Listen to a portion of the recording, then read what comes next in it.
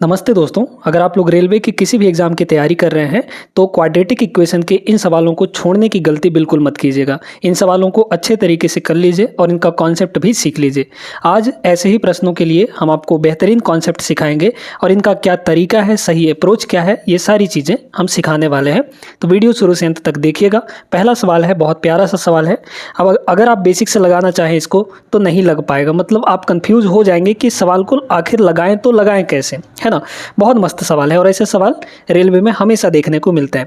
इस सवाल में ये कह रहा है कि यदि 3x² + ax + 4 x-8 से पूर्णतः विभाजित है तो a का मान क्या होगा। अब यहाँ पे दो पॉलिनोमियल है, ठीक। एक है हमारा 3x² + ax + 4 और ये जो दूसरा पॉलिनोमियल है x-8, इससे ये वाला पूरी तरह से विभाज्य हो जाता है। अब छोटी सी एक बात बताइए कि अगर कोई संख्या, मान लीजिए कि हमारे पास यहाँ पर ये 27 है, अगर ये संख्या 3 से विभाजित हो जाता है, 3 से तो कट ही जाता है, तो अगर ये संख्या किसी दूसरी संख्या से विभाजित हो जाए तो उस केस में रिमाइंडर कितना बचता है, 0 के बराबर, है ना। कोई एक संख्या दूसरी संख्या से अगर कट जाती है तो रिमाइंडर वहाँ पर कितना बचता है, शेषफल कितना बचता है, 0 के बराबर बचता है। अब सेम वही चीज़ है इसमें कि भाई 3x² + ax + 4 जो है x-8 से विभाजित हो जा रहा है, तो मतलब जब हम भाग करेंगे तो रिमाइंडर 0 आना चाहिए, ठीक है।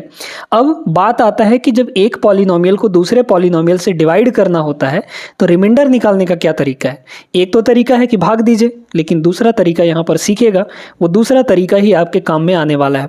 पहले तरीके को लगाएंगे तो बहुत लंबा जाएगा, सुनिएगा। जिससे विभाजित किया जा रहा है उसको 0 के बराबर ले लीजिए। x-8 से विभाजित कर रहे हैं, है ना, तो x-8 को 0 के इक्वल कर देंगे, ठीक है। और यहाँ से x की वैल्यू निकाल लेंगे। x की वैल्यू कितनी आ जाएगी, +8 आ जाएगा। इतनी बात क्लियर है कि नहीं सभी को, ठीक है। अब इस x की वैल्यू को जब हम अपने इस पॉलिनोमियल में रखेंगे जिसको विभाजित किया जा रहा था उसमें रखेंगे तो हमको रिमाइंडर मिलेगा। तो रिमाइंडर बताइए कितना आ जाएगा। रिमाइंडर यहाँ पर आ जाएगा, रिमाइंडर x की वैल्यू इसमें रख दीजिए जिसको विभाजित किया जा रहा था, तो x की वैल्यू रखिए तो कितना हो जाएगा 3 और x की वैल्यू 8 रखेंगे तो ये हो जाएगा 8 का स्क्वायर प्लस a × x यानी कि 8, तो 8 × a यानी कि 8a हो गया। अब प्लस यहाँ पर 4 है, ये तो आया रिमाइंडर। अब चूंकि रिमाइंडर यहाँ पर देख लीजिए कि ये जो है विभाजित कर दे रहा है तो ये रिमाइंडर 0 के इक्वल होना चाहिए, तो बस इसको 0 के बराबर कर दीजिए। क्लियर है। यहाँ से निकाल लीजिए, यहाँ से a की वैल्यू कितनी आ जाएगी, 8 का स्क्वायर ये हो जाएगा 64, है ना। 64 का गुणा 3 से कर लेंगे हम लोग, तो 60 तियाँ 180 और 8 तियाँ 24, तो 180 और 24 सॉरी 4 तियाँ 12, है ना। तो 180 और आपका 12 कितना हो जाएगा यहाँ पर 192, तो 192 + 4 यानी 196 हो जाएगा। तो 196 8a की जो वैल्यू है वो इक्वल में उधर जाएगा तो माइनस का 196 आ जाएगा। समझ में आई बात कि नहीं। तो a की वैल्यू यहाँ से काउंट कर लीजिए, कैलकुलेट कर लीजिए, कितनी आ जाएगी बताइए। तो 8 दूना 16, है ना, 8 दूना 16, फिर बचा यहाँ पर 3 तो 36 हो गया। 8 चौके यहाँ पर हो जाएगा 32, ठीक है। तो 36 - 32 यानी कि 4 हो गया, फिर लगेगा पॉइंट तो 40 हो जाएगा। 8 पंचे 40 यानी कि 24.5 के बराबर आएगा a का वैल्यू, माइनस में वो भी, है ना। तो ऑप्शन नंबर a यहाँ पर बिल्कुल सही आंसर होगा। अब ऐसे सवालों को आप लोग लगा सकते हैं जहाँ पे आपको रिमाइंडर निकालना हो, और रिमाइंडर चूंकि यहाँ पर 0 होगा क्योंकि विभाजित हो जा रहा है, कट जा रहा है, ठीक है ना। चलिए देखिए इस सवाल को, ये सवाल बहुत तगड़ा सवाल है उसी टाइप का लेकिन है बड़ा मस्त, है ना। के लिए वह मान ज्ञात कीजिए जिसके लिए x² + 5kx + k² + 5 x + 2 से तो पूर्णतः विभाजित है लेकिन x + 3 से विभाजित नहीं है। हमको वो k की वैल्यू निकालनी है। देखिए x + 2 से विभाजित हो रहा है तो x + 2 को 0 के बराबर करिए, तो यहाँ पर x की वैल्यू कितनी आ जाएगी, -2 के इक्वल आ जाएगी, ठीक है। अब x की वैल्यू इसमें रख के हम निकालेंगे यहाँ पर रिमाइंडर। तो x² है यानी 2 का स्क्वायर तो कितना होगा 4, डायरेक्ट रखिए वैल्यू, यहाँ रखिए -2, यहाँ रखेंगे -2, तो -2 × 5 यानी कि -10, है ना, -10 × k हो जाएगा। फिर यहाँ रखिए, यहाँ तो आएगा ही नहीं तो ये हो जाएगा k² अब प्लस ये 5। अब चूंकि इससे विभाजित हो जा रहा है तो रिमाइंडर कितना होना चाहिए, 0 के इक्वल, यही रिमाइंडर है, ये 0 बराबर हो जाएगा। तो यहाँ से हो गया हमारा के स्क्वायर माइनस 10k, है ना, माइनस 10k, और प्लस यहाँ पर 4 और 5 कितना हो जाएगा, 9, इक्वल टू 0। इसको सॉल्व करेंगे तो k की वैल्यू, अब चूंकि ये क्वाड्रेटिक इक्वेशन बन चुका है तो इसको सॉल्व करिए। k की वैल्यू यहाँ से कितनी आ जाएगी, तो एक हमारा हो जाएगा k और -9, नहीं k प्लस 9, ठीक है, k प्लस 9, नहीं k प्लस नहीं, k माइनस 9 आएगा, ठीक है, k माइनस 9 हो जाएगा एक, और एक हो जाएगा k माइनस 1, ठीक है, तो इक्वल टू 0। देख लीजिए भाई, करेंगे ना, तो -9k और -1k, -10k हो जाएगा, और -9 प्लस -1 प्लस का 9 हो जाएगा। क्लियर है ना। तो k की वैल्यू यहाँ से 2 ठो आ गई, कौन कौन सी, एक ठो 9 आ गया, और एक बार इसको 0 करेंगे तो k की वैल्यू प्लस का 1 आ जाएगा। तो हमारे पास k की 2 वैल्यू आई हैं, लेकिन ये बोला गया है कि यहाँ पर k की वही वैल्यू लेनी है जिसके लिए x प्लस 3 से नहीं कटना चाहिए हो, है ना। k की ऐसी वैल्यू लेनी है कि x प्लस 3 से यहाँ पर नहीं कटनी चाहिए, ठीक है। तो अब यहाँ पर क्या करेंगे, हम लोग चेकिंग करेंगे, ठीक है। k की वैल्यू पहले 9 रखिए, 9 रख के ये वाला इक्वेशन बनाइए, तो एक्स स्क्वायर यहाँ हो जाएगा, ध्यान से देखते रहिएगा। पहला इक्वेशन यहाँ पर बना रहे हैं, k की वैल्यू जब 9 है तो रखिए, तो हो जाएगा एक्स स्क्वायर, ठीक है। फिर यहाँ पे 9 हो जाएगा k का वैल्यू, तो 9 गुणे 5 यानी कि 45x, यहाँ पे हो गया 45x, है ना, 45x। फिर यहाँ पे 9 रखेंगे तो 9 का स्क्वायर 81, 81 प्लस 5 यानी कि 86 हो जाएगा, ये हो गया 86, ठीक है। तो एक इक्वेशन ये बन गया, मतलब पॉलिनोमियल ये बन गया। दूसरा पॉलिनोमियल तब बनाइए जब k की वैल्यू 1 हो, तो 1 रखिए, हो जाएगा एक्स स्क्वायर, यहाँ 1 रखेंगे तो प्लस का 5x, है ना, प्लस का 5x, और प्लस यहाँ 1 रखेंगे तो 1 का स्क्वायर 1 प्लस 5 यानी कि 6 हो जाएगा। अब कह रहा है x प्लस 3 से कौन सा नहीं कटेगा, ठीक है। ये तब का है जब k की वैल्यू 9 लिए हैं, ये तब का है जब k की वैल्यू यहाँ पर प्लस का 1 लिए हैं। ये बात सभी को अच्छे से समझ में आ गई होगी। अब यहाँ पर देख लीजिए कि कौन x प्लस 3 से कटेगा, तो फिर से वही चीज़, x प्लस 3 को 0 के बराबर करेंगे हम लोग, तो x की वैल्यू यहाँ से कितनी आ जाएगी, -3 आ जाएगा। इसमें -3 रख के देख लीजिए कि किस में नहीं विभाजित हो रहा है, जिसमें 0 आ जाएगा रिमाइंडर वो तो विभाजित हो जाएगा, ठीक है। तो अगर इसमें रखें हम -3 तो यहाँ हो जाएगा 9, और यहाँ -3 करेंगे तो ये हो जाएगा आपका 15, माइनस का 15, तो ये हो गया 9, और ये हो गया माइनस का 15, और ये है प्लस 6, तो 9 6 15 माइनस 15, ये तो 0 आ गया। तो इसमें तो कट रहा है, मतलब k की वैल्यू 1 नहीं हो सकती, क्योंकि हमको बोला है ना नहीं कटना चाहिए, ठीक है। तो इसमें तो कट रहा है, तो ये वाला नहीं होगा आपका, मतलब k की वैल्यू 1 नहीं होगी। इसको चेक कर लीजिए, तो यहाँ अगर रखेंगे हम लोग k की वैल्यू -3, तो -3 का स्क्वायर, सॉरी x की वैल्यू है ना, -3 का स्क्वायर प्लस का 9 होगा, तो +9 और ये प्लस का 86, मतलब 94 आ गया, सॉरी 95 आ गया, ठीक है। लेकिन यहाँ पर देखिए कि ये -3 अगर रखेंगे तो 45 इंटू -3 बहुत ज़्यादा चला जाएगा, तो इसमें 0 नहीं आएगा, और जब 0 नहीं आएगा तो नहीं कटेगा इससे, है ना। तो यही वाला हो जाएगा, मतलब k की वैल्यू यहाँ पर 9 रखने पर वो x प्लस 2 से तो कटेगा, लेकिन x प्लस 3 से नहीं कटेगा, मतलब सिर्फ ऑप्शन नंबर डी होगा इसका, सिर्फ 9 इसका राइट आंसर है। अब अगर आप लोग कॉन्सेप्ट सीख गए हैं तो इस सवाल को लगा के बताइए। उसी टाइप का सवाल है, 4x power 6 minus 5x cube minus 3 को x क्यूब माइनस 2 से विभाजित करेंगे, शेषफल कितना आएगा।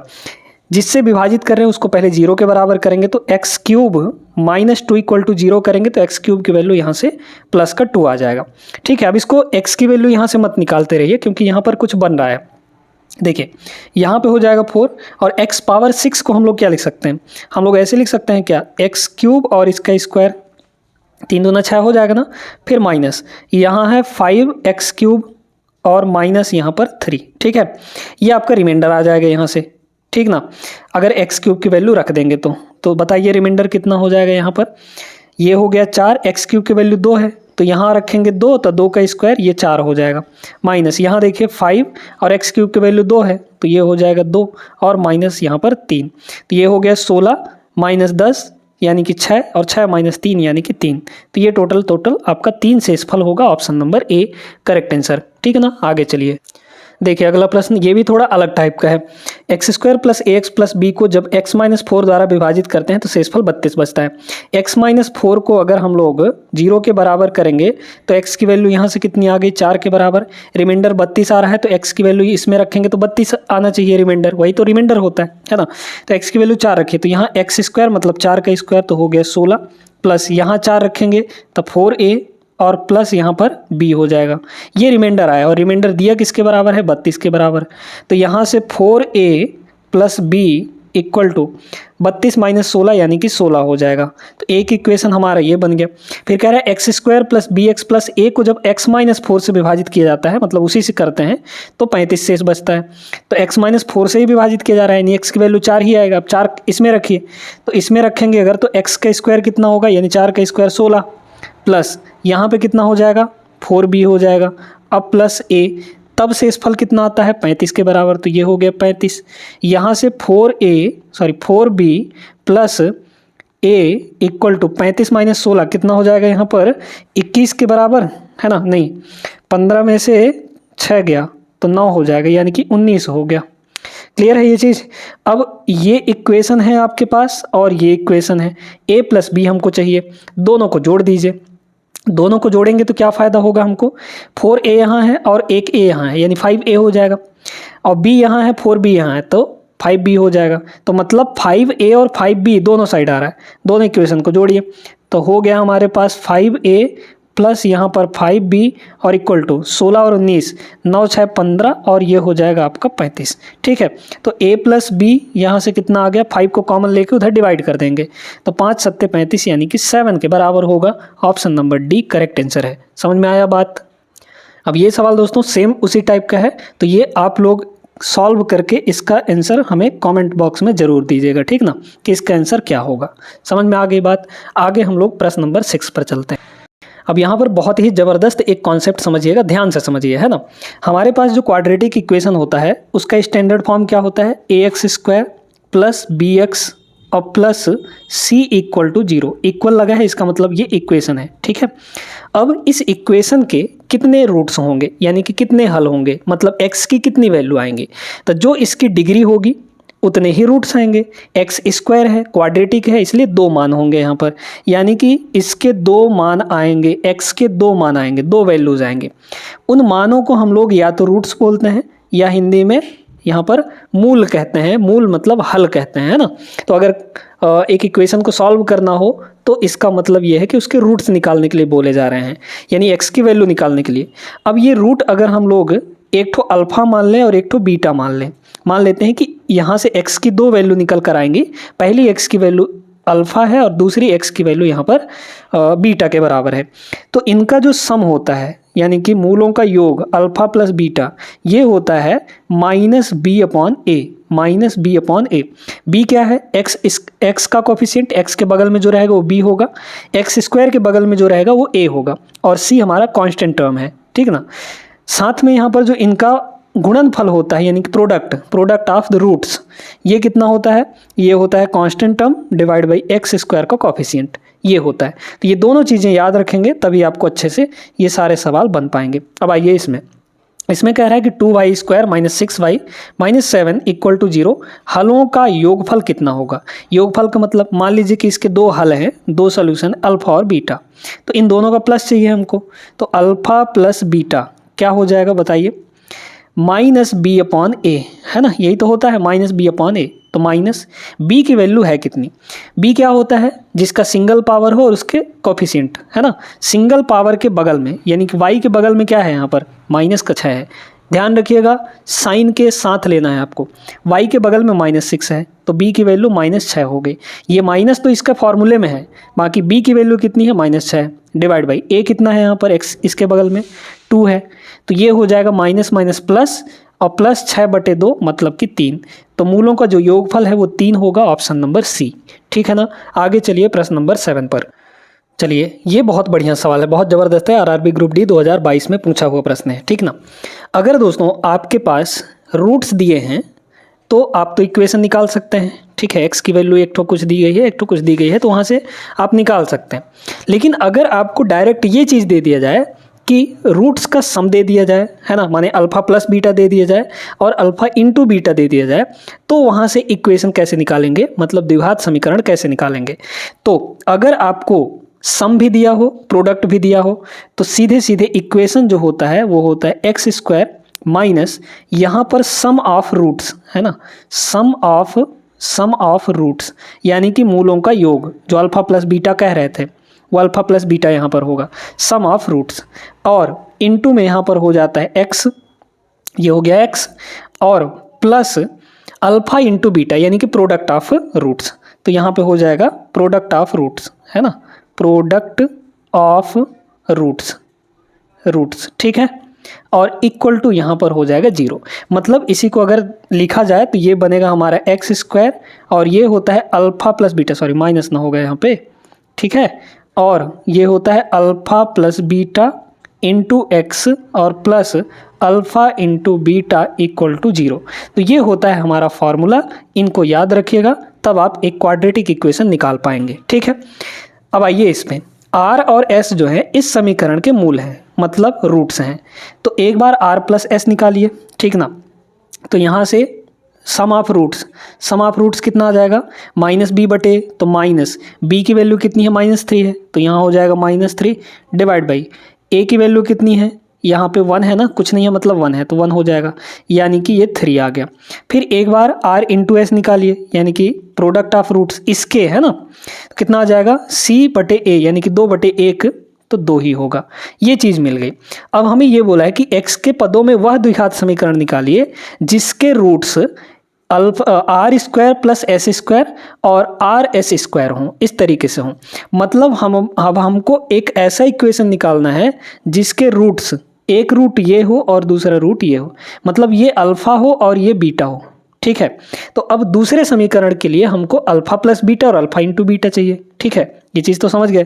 तो अल्फ़ा प्लस बीटा निकालिए, अल्फ़ा प्लस बीटा का मतलब अल्फ़ा प्लस बीटा, है ना, अल्फ़ा प्लस बीटा, अल्फ़ा कितना है R square plus S square, और प्लस यहाँ पे बीटा कितना है यहाँ पे, है ना, प्लस बीटा की वैल्यू आर एस स्क्वायर, इसका पूरे का स्क्वायर है यहाँ पर। तो बताइए इन दोनों की वैल्यू कितनी होगी, R square plus S square, ये अब हमको चाहिए। तो ये निकालना तो बहुत आसान है, कैसे निकाल सकते हैं बताइए। आप जानते हैं कि आर प्लस एस का अगर हम लोग स्क्वायर कर दें, आर प्लस एस का स्क्वायर कर दें, तो हमारे पास निकलेगा R square plus S square plus 2RS, यही ना होगा। तो R square plus S square यहाँ से निकाल लीजिए, आर प्लस एस कितना है 3 है, तो यहाँ हो जाएगा 3 का स्क्वायर यानी कि 9, और 2RS इधर आएगा तो माइनस का 2RS हो जाएगा, तो 2RS, RS कितना है यहाँ पर 2 के बराबर है, तो ये हो गया 2। यहाँ से आ गया आपका R square plus S square, clear है। तो ये हो जाएगा 9 माइनस 4 यानी कि 5, तो इसकी वैल्यू कितनी आ गई 5 के बराबर, यहाँ रख दीजिए। तो ये हो गया 5 प्लस RS कितना है 2, तो 2 का स्क्वायर, है ना, तो यहाँ पर हो गया 4, तो यानी कि आ गया ये आपका 9।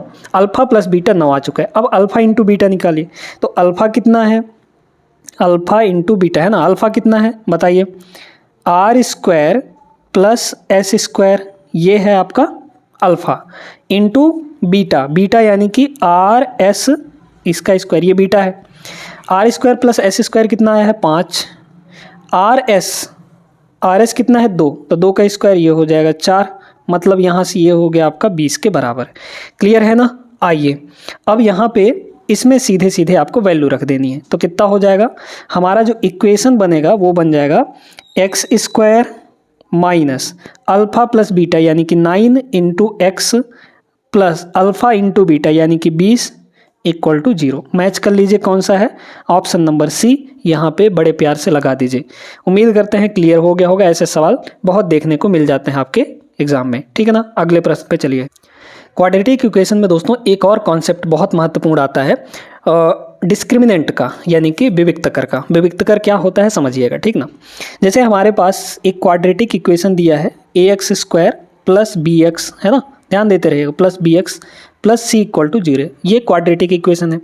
अब इसका जो डिस्क्रिमिनेंट होगा यानी कि d, डिस्क्रिमिनेंट यानी विविक्तकर को हम लोग d से डिनोट करते हैं। ये जो डिस्क्रिमिनेंट होता है ये होता है b स्क्वायर माइनस 4ac, है ना। ये महत्वपूर्ण क्यों है, क्योंकि इसी से हमारा डिसाइड होता है क्या डिसाइड होता है? रूट्स, यानी कि नेचर कैसा होगा, हमारे जो हल होंगे उनका नेचर कैसा होगा, वो रूट हमारा वास्तविक होगा, है ना, या फिर इमेजिनरी होगा, किस तरीके से होगा, ये सारी चीज़ें इसी से डिसाइड होती हैं, ठीक ना। चलिए अब यहाँ पर अगर हम लोग देखें तो 3 केसेस बनती है। b² - 4ac ये डिस्क्रिमिनेंट है। पहला केस ये है कि भैया d की जो वैल्यू है वो पॉजिटिव हो, पॉजिटिव का मतलब 0 से बड़ा हो, 0 से बड़ा हो। तो अगर 0 से बड़ा होगा तो यहाँ पर रियल रूट्स आएंगे, रियल रूट्स, लेकिन अलग अलग, है ना, डिस्टिंक्ट रूल होंगे, रूट्स होंगे, अलग अलग रूट्स आएंगे, ठीक है। ये चीज़ है, अलग अलग मतलब कि x की 2 अलग अलग वैल्यू आएंगी अगर d की वैल्यू 0 से बड़ी हुई तो। दूसरा केस क्या बनता है? दूसरा केस यहाँ पर ये है कि अगर d की वैल्यू 0 के बराबर है तब एक तो रियल रूट तो होंगे ही, है ना, रियल रूट तो होंगे, मतलब हमको x की अच्छी खासी वैल्यू मिलेगी, पॉजिटिव नेगेटिव जो भी है मिलनी होगी, मिलेगी। लेकिन यहाँ पर जो दोनों रूट्स होंगे वो बराबर होंगे, x की दोनों वैल्यू बराबर होंगी, है ना। तो यहाँ पर बराबर रूट्स होंगे, बराबर।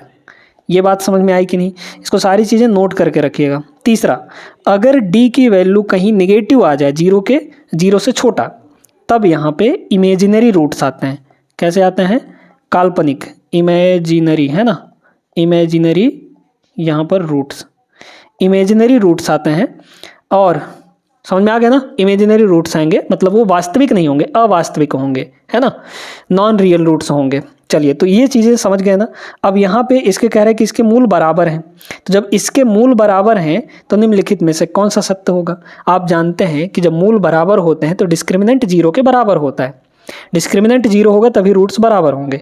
हमारे पास यहाँ पर एक इक्वेशन दिया है ax² + x प्लस यहाँ पर b = 0, इसके रूट्स बराबर होंगे, यानी कि डिस्क्रिमिनेंट जो है 0 के इक्वल होगा।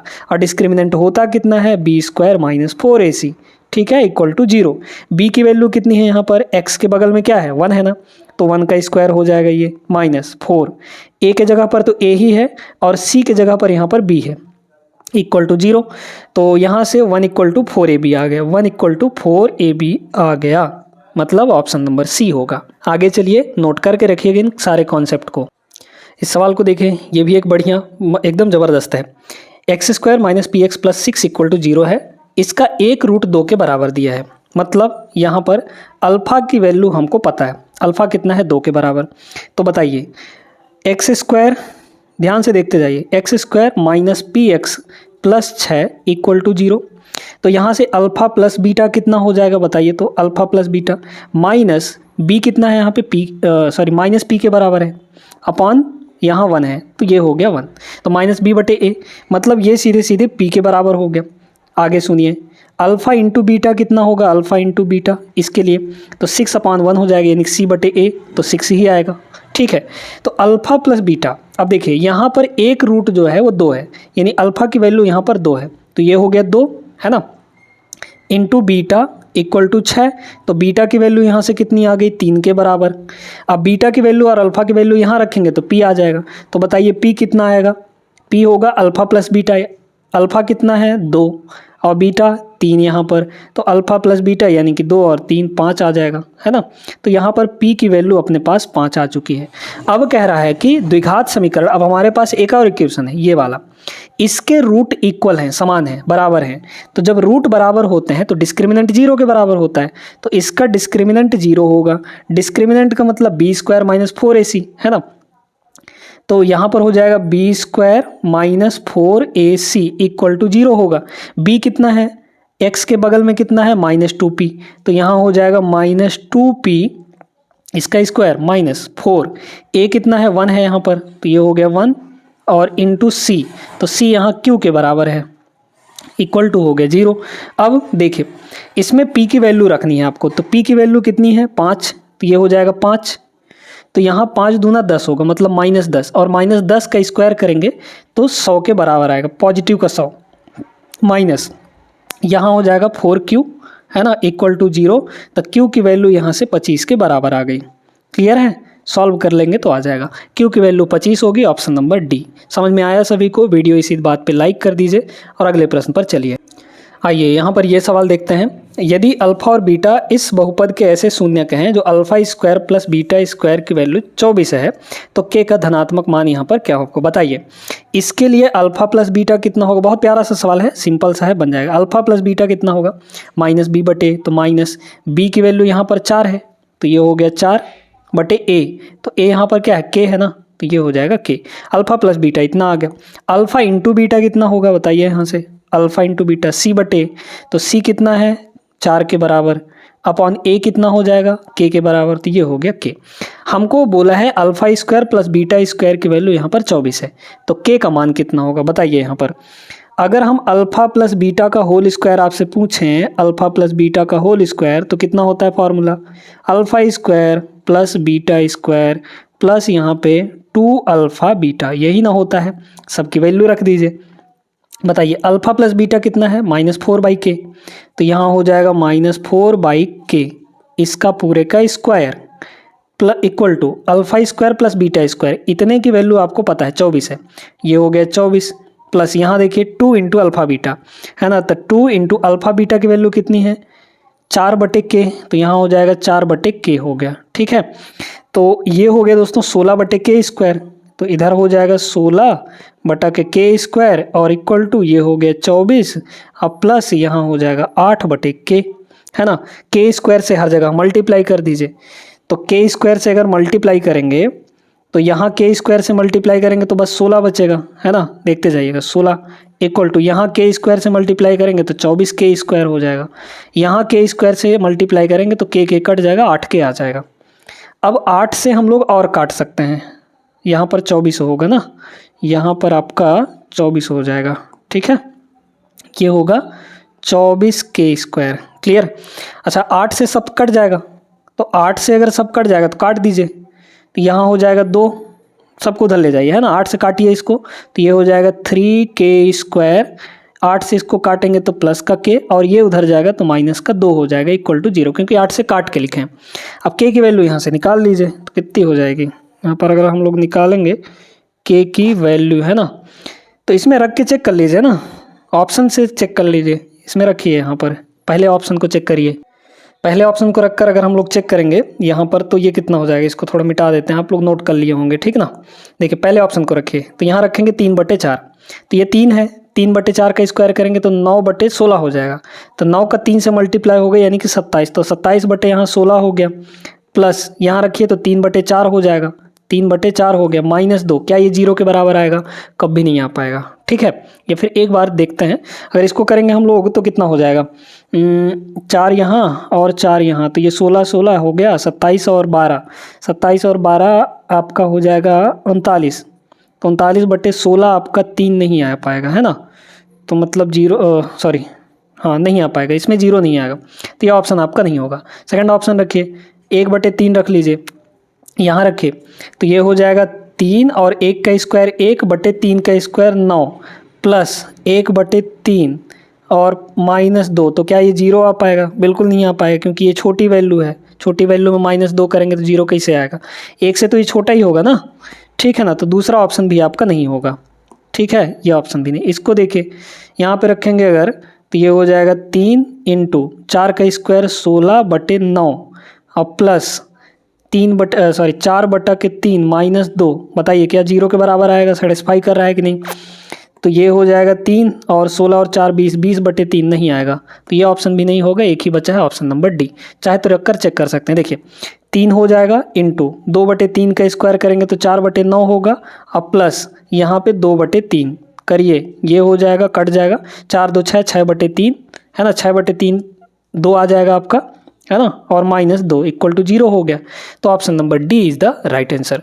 समझ में आ गया होगा अच्छे तरीके से। एक सवाल हम लोग और कर लेते हैं यहाँ पर, बहुत बढ़िया सवाल है दोस्तों। इसमें ये बोला गया है कि इसके जो शून्यकों का योग है, शून्यकों का योग का मतलब वही आपके रूट्स है ना, जब इसको 0 के बराबर करेंगे तो उनका जो योग है उनके गुणनफल के 1/4 के बराबर है। बताइए इसको 0 के बराबर कर देंगे तो यहाँ से x की जो वैल्यू आएगी वो शून्यक होंगे, यानी कि रूट्स होंगे। ठीक है, तो रूट हम अल्फा और बीटा मान लेते हैं। अल्फा प्लस बीटा कितना होगा, -b/, तो -b कितना है यहाँ पे 5p-1 है ना, 5p-1 ये b की वैल्यू हो गई, डिवाइड बाई यहाँ पर ए कितना है 5 है, तो ये हुआ मूलों का योग। अब मूलों का गुणनफल निकालिए। गुणनफल कितना हो जाएगा अल्फा इंटू बीटा सी बटे, तो सी कितना है माइनस का 2p+5, ये है आपका क्या सी बटे ए, ये हो गया। अब कह रहा है जो गुणनफल के 1/4 के बराबर है योग, योग जो है वो गुणनफल का 1/4 है। बस सॉल्व कर लीजिए यहाँ से, 5 से ये 5 कट जाएगा, 4 इधर आके मल्टीप्लाई होगा, पहले तो माइनस और माइनस भी खत्म हो जाएंगे है ना, 4 इधर आके गुणा होगा, तो ये हो गया 20p और -4 1 कम 4, इधर हो जाएगा 2p+5 है ना, घट जाएगा, तो ये हो गया 18p और उधर हो जाएगा आपका 9, तो p की वैल्यू 1/2 होगी। p की वैल्यू कितनी होगी 1/2, option number D is the right answer. अब ऐसे सवालों को लगा लेंगे। क्वाड्रेटिक इक्वेशन के सारे कॉन्सेप्ट हम आपको सिखा दिए हैं। उम्मीद करते हैं कि ये सेशन आपको अच्छा लगा होगा। वीडियो अगर पसंद आई हो तो लाइक कर दीजिए, साथ में चैनल को सब्सक्राइब कर लीजिएगा चैनल पर नए हैं तो। ऐसे ही डेली क्लासेस आपकी आती रहेंगी और देखते रहिए अपने एग्ज़ाम तक, और एग्ज़ाम में अच्छा करके आइए। जय हिंद।